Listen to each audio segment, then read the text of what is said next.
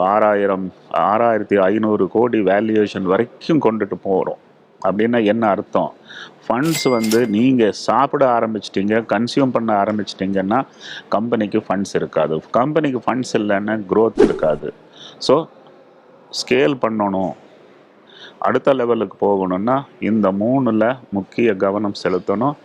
ஆள், இடம், பணம். இந்த 3ம் இல்லாமல் நீங்கள் அடுத்த ஒரு லெவலுக்கு போகவே முடியாது. ஆள் பலம் இது இல்லாமல் நம்ம தொழிலில் வளர்ச்சி காண முடியாது.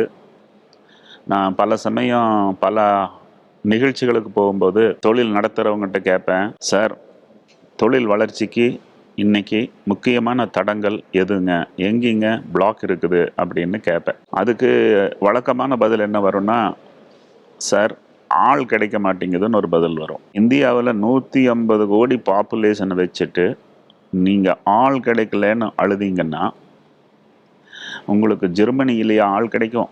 இந்தியாவில் இருந்துட்டு ஆள் கிடைக்கலன்னு சொன்னால் அது அவமானம்.